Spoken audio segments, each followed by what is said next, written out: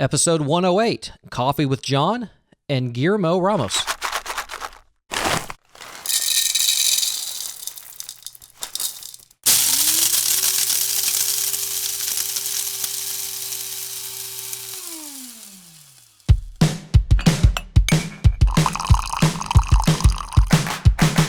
Today is gonna be a little something more. I've got a plan in mind, a special thing in store. The light bulb inside my head says, get out and play, 'cause you never feel this way. It's my lucky day. Well, welcome back to another episode of Coffee with John, Caregiver Success. You know, if you're a chief medical or compliance officer, your work demands extreme attention to detail. Now, in addition to the new technologies that are coming online on a daily basis, you have to manage the technologies that you're currently using.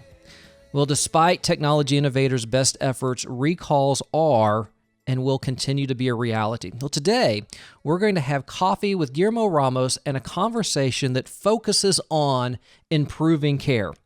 But first, a good word for caregivers.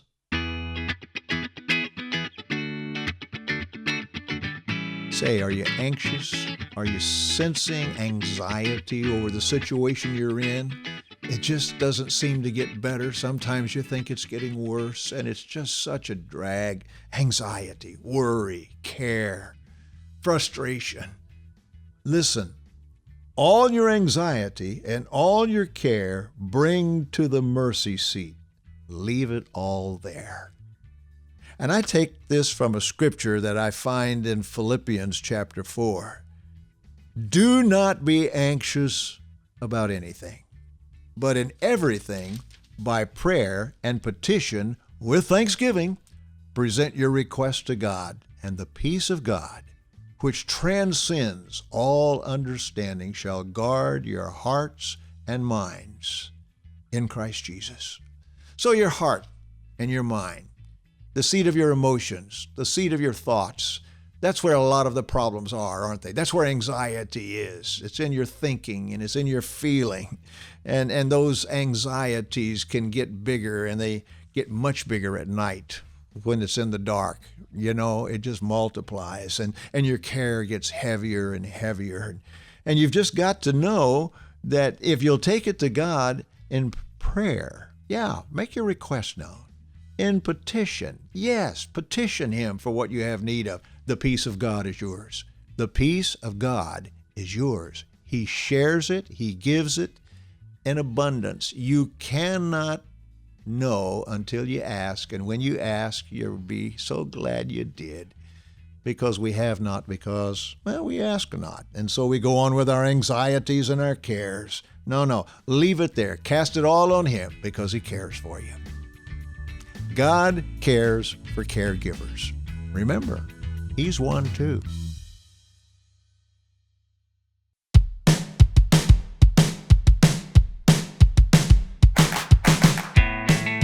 Welcome back. We're having coffee with Geullermo Ramos. Now, Geullermo is developing healthcare innovations through data and technology. His company, Notisphere, is helping technology professionals manage recall events and giving them back hundreds of hours of their time while reducing cost and increasing patient safety. Well, welcome to the show, Geullermo. Thanks, John. Thanks for having me. So the first thing is, give us a little bit of insights into the day and the life of healthcare manufacturers as well as compliance officers as it relates to recalls. Sure. That's a good question, John. So what most people don't know today is that there's an enormous amount of work that goes on behind the scenes to get, to execute on a recall. So when a manufacturer decides or has to, because they're mandated in some cases, sometimes they're voluntary, sometimes they're mandated. But when they have to execute on a recall, the communication activity that goes on today is far greater than I think most people realize. So it's not just send a quick email? Oh, no. Today, and I'm sure this is going to surprise many people, but today, most of the recall notices, if not the vast majority, are being sent via paper. they're being sent via FedEx and other paper means. Right. Not only that, but they require, in many cases, a response also via paper. So the manufacturers are required to have an affirmative response from a compliance officer that says, yes, we've returned all of our equipment or whatever. Is that correct? It's correct, but I would say you're right in that. I think the problem is actually a little bit bigger, or the challenge is a little bit bigger, because today they're not only sending that notice to a compliance officer, they're sending the notice to every single location that actually requested or received the product. So think about a recall on syringes, right? Right. That could be 42,000, 50,000 locations. That's 50,000 notifications that go out that need to be tracked, et cetera. So the amount of overhead and work that goes into it today, it's absolutely insane. And this really is, it's an interesting problem because I mean, everyone wants to do the right thing. The manufacturers don't want to have, bad products out there in use, obviously. Healthcare providers don't want to use it. So, it's not like anyone is trying to get away with something. Everyone wants to do the right thing, but it's really hard to let the right people know that something is an issue and there needs to be corrective action. So, first, let me just kind of step back. How did you kind of get into this field? What made you wake up one day and say, I'm going to solve this problem of paperwork and hassle and headaches? Why did you decide to attack this problem? Well, John, I think it's, part of my nature has always been to, every time I see a problem, I try to figure out what would be the easiest way or the simplest way to put a solution to it. Not just a Band-Aid, right? But rather, how do we eliminate the problem to begin with? Yeah. And in this case, I've been in the U.S. for 22 years. I'm a U.S. citizen. I've been here since '96, and I've dedicated every single one of those years to work in healthcare technology. So I've had the luck to work in some environments where I was very well exposed to challenges from providers in healthcare and suppliers in healthcare. Right. And so one day, I realized, after having a few conversations, that I understood perfectly well the challenges providers today face when trying to deal with recalls. But what really blew my mind was, in talking to suppliers, I realized I only had a small understanding of how big the problem was. And there's a huge amount of challenge on the supplier side as well. And you're right, both of these sides, right, suppliers and providers, want to do the right thing.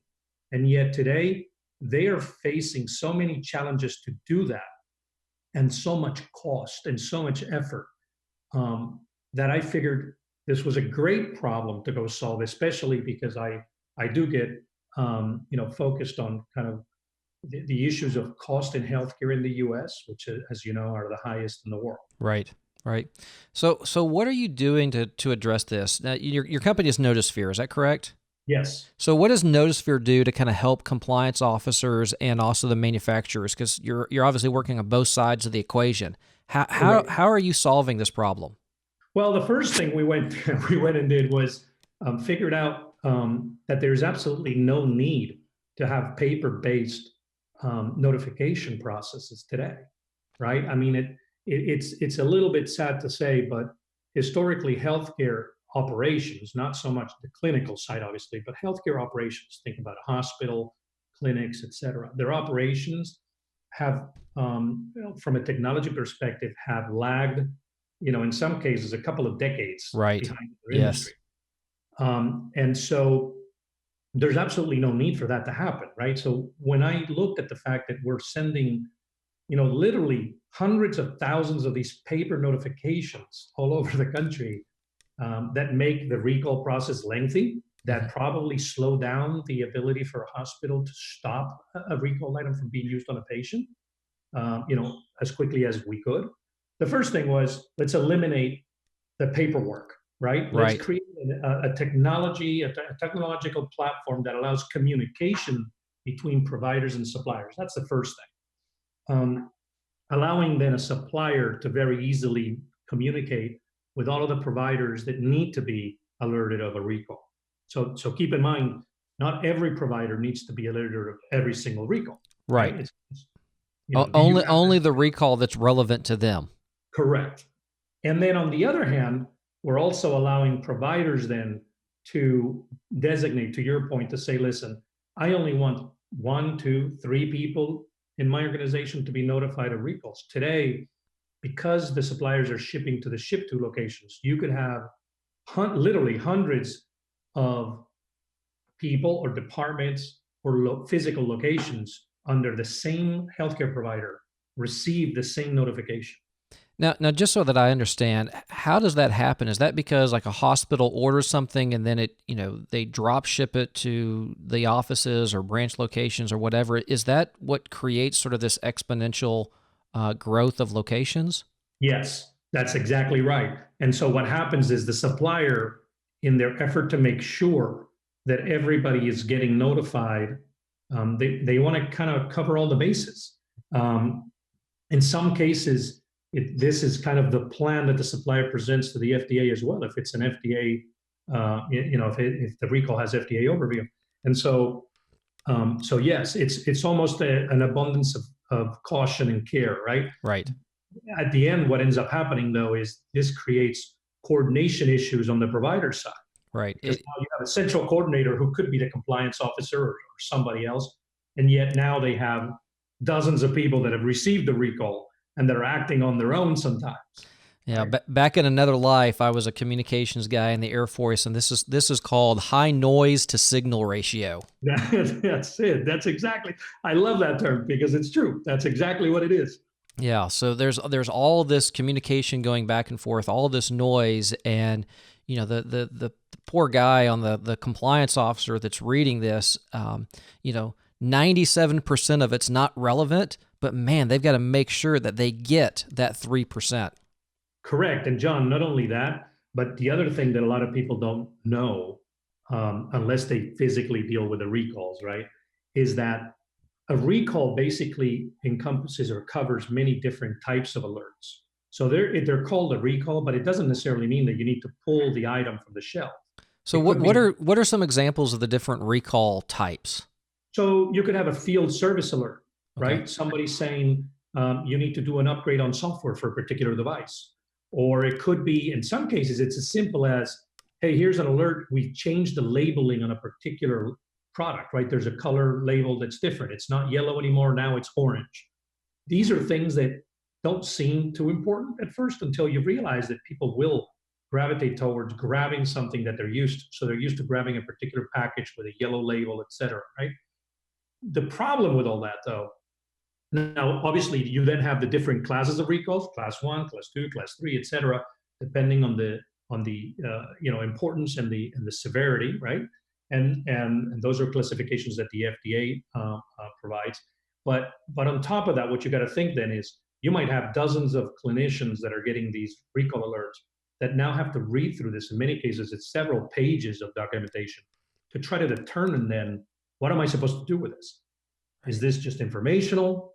Do I need to do something with the product? And you could have anywhere from this is just information only to you have to destroy the product, right? There's a whole gamut of possibilities. Right. And I think what you're kind of really creating here is meaningful dialogue around the conversation. And so how do you guys create that meaningful dialogue with the appropriate people within the organizations? So we actually have a platform where we've enabled a couple of different, I think, very nifty pieces of functionality. One is obviously the ability for the supplier to provide all of the documentation and information to a provider, and only to those people at the provider side that the provider designates. So rather than pinging 300 people at a particular provider because they at some point drop shipped or received the item, we're going to say, this provider told me they need these 3 people who are their compliance officer, the recalls manager, et cetera. They're going to get notified and alerted. Okay, that's one thing. Okay. The other piece of functionality that we enable then is the ability for the provider to ask questions and communicate in a two-way with the supplier. And that allows the supplier also to clearly understand who's asking the question, right? So imagine some sort of messaging platform on steroids that allows you to see clearly in dashboards who is messaging you, who you haven't replied to yet, etc. The Right. reason for this, John, is keep in mind, in a large recall, a supplier could literally have 15,000 communications coming back to them at some point, Wow. right? So today, before Notisphere, there's no ability to coordinate that properly. It's basically done via emails and phone calls and providers asking their reps, right? We want to centralize, and we want to make sure that the supplier understands the kind of questions that are coming back. They can see patterns. They can understand if something's not clear in the communication. And more importantly, they can update the communication then. They can update those documents, and the providers get an additional real-time alert saying, hey, we've updated a particular document to clarify certain things. Right. So what we want to do is, eliminate a lot of the noise, right? And make it easy for people to understand what's going on. Now, do you guys have some, some real world examples of where, because of this process, you've been able to, decrease that time, money, or really, save an event, stop something from being used? Do you guys have some stories like that? Well, John, we're actually now, we've developed a platform and we're now kicking it off. So right now, the only thing we do know is that I could concretely give you is this. Today, any large supplier, look at the largest 100, for example, in the country, right? They deal with several recalls a year in many cases. Some of these recalls end up being about $2 million in communication costs alone. Wow. The reason, yeah, I know. Isn't it incredible? When I heard this the first time, I thought I was... And people wonder why healthcare costs are so high. Right. At the end of the day, suppliers need to cover everything that they're spending, right? So nobody really understands that until you realize that if you're sending 50,000 notifications on paper and each one is costing you $14, $15 a piece, and only 6,000 reply back. So now you need to send another 45,000 notifications out. Right. This happens. They're reminders, right? And it just keeps happening until you do like 7 rounds of this, which is crazy. Wow. Right? At this point, it's weeks that have gone by. It doesn't make much sense. Now, here's something that you're gonna think is even crazier. So, by the way, we can save all that money to suppliers, right? Because we're not charging per event nor per notification. We're charging a subscription fee a year, and all of those costs go away. Right. So when any large supplier can see, ROIs of 20x without a doubt. Wow. Right? You're just shaving all that cost off. Now, here's something interesting too. Providers are paying different services today to be notified of all notifications, of all of the alerts, because they're fearful that they're going to miss one. So that's another thing that doesn't make any sense to us, right? Like, if you went to a dealership and bought yourself a Honda, would you pay to make sure that you're getting notified if Honda recalls your car? Or would you assume that the right thing to happen would be that Honda notifies you and puts up with the cost of that? Right, right. So why are hospitals all across the country paying to be notified of this? No, that's yeah. It's insane. It's insane. Again, it goes to this noise to signal, and again, everyone wants to do the right thing, and the providers want to make sure, and the clinicians they want to make sure that they're using valid equipment, valid resources. Right. That's exactly it. So we're actually free to providers, right? We're free to be used by providers because we believe in fairness. I think there's a need to take cost out of healthcare overall, right? Which we can. I think that's it. I think everybody in this country would agree to that. And 2, be kind of guided by fairness. And yeah. I think expecting providers to pay to be alerted doesn't make any sense to me at all. Right, right. So as you kind of look through the industry and you've been doing this, what are some things that keep you up at night? Well, John, I think that there's a couple of things that